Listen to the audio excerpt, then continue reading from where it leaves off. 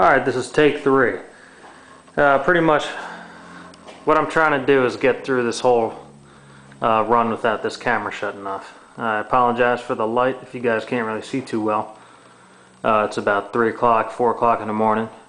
And what we're doing is a valve adjustment on a 1986 ZX600 Ninja.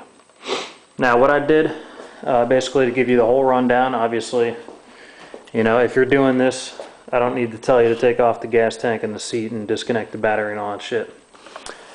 After the basic breakdown, what you're going to do is take off the carbs. Let me get a light on here so you guys can see. Obviously the carbs are gone. Those are the ports for the carbs. They're sitting over there. Along with the gas tank, and that's the head right there. Take the carbs off. Also what you're going to do is take the ignition coils off of the frame and disconnect all the spark plugs. Take the coolant topper off. You can see the coolant hose right there. Now what you're going to do, once you have the breakdown off, what you need to do first is disconnect the spark plugs actually from the sockets. You need to totally take them out. What that's going to do is help you to bring the bike to top dead center a lot easier. It's going to give you less compression so you can bring that bike right up.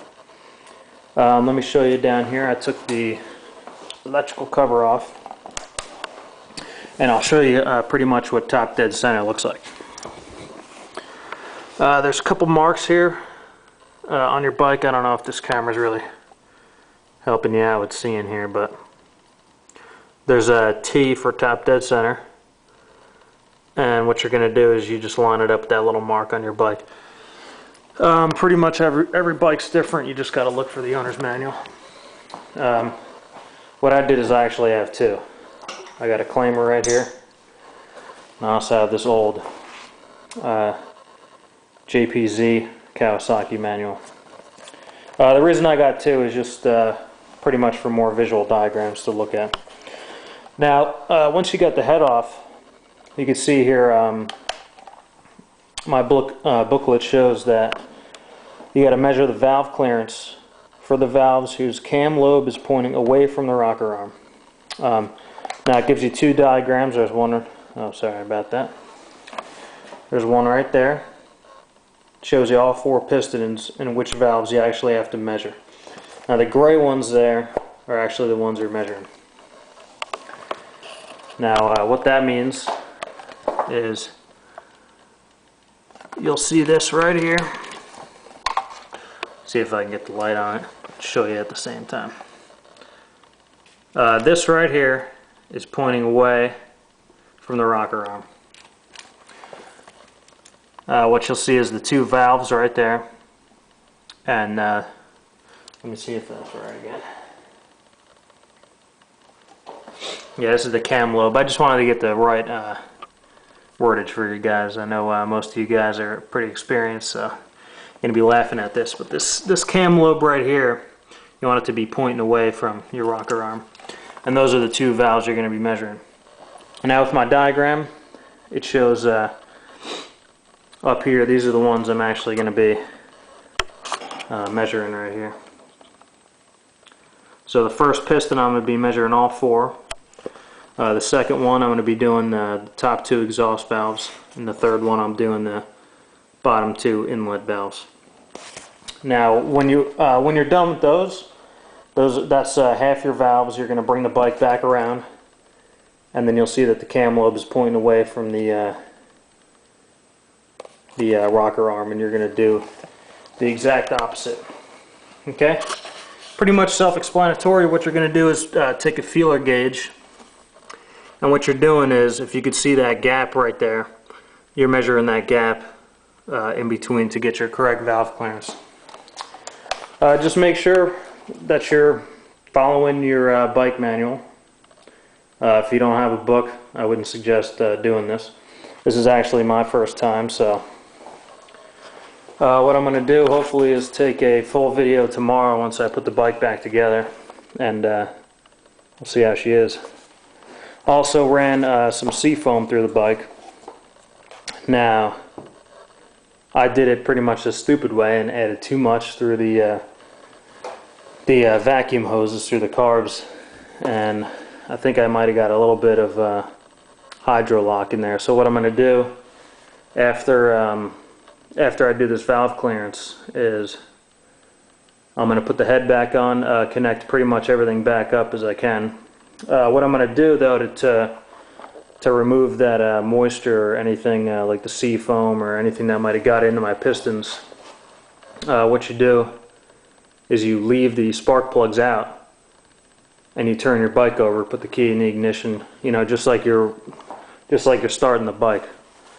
Obviously I got to leave the gas tank off for it. All you want to do is crank it over a few times, and what's going to happen is these holes here for your spark plugs, 1, 2, 3, 4 right there, what's going to happen is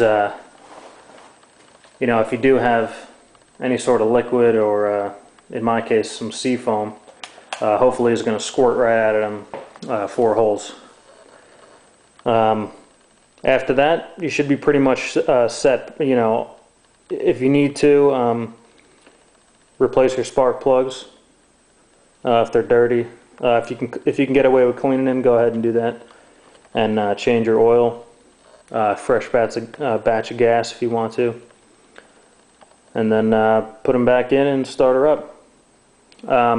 Also, what I'm going to be doing is cleaning the carbs. Let me bring you over here to show you what these carbs look like. I basically have on the first one there is a vacuum port cover, it blocks it off. The second one goes right to my petcock. That big black hose right there is a vacuum.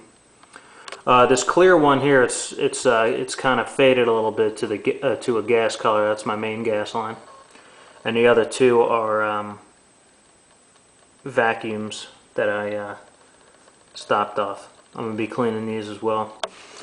This hose here that's connected is just pretty much a gas line vent tube, pretty much.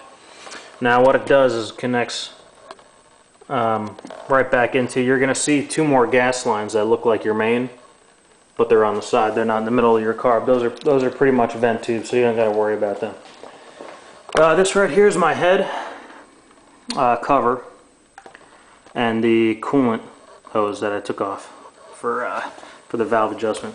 You could see here when I first got the bike, if you could see that little mark right there, that scratch is actually from where one of the valve screws came loose and then wreaked some havoc on the engine. And I replaced that once before, and now I'm going through and ripping apart this engine again. Let me show you some basic setups. First here, if you notice this bottle on my kickstand, it's because I don't have a center stand on the bike. I do have 4-into-1 exhaust, so I needed something to kind of level me off, in this case a bottle. Pretty much what I got here, it's kind of a mess, but I got some extra long needle nose pliers there. I have a set of Allen keys, you know, your basic sockets, real long screwdriver, and right here is actually a magnetic bowl. You put your nuts and whatever you're taking apart right in there, and you won't lose any little pieces. You can also see I put my spark plugs in there so I don't lose them. And that's pretty much it. Just again, make sure that you are only measuring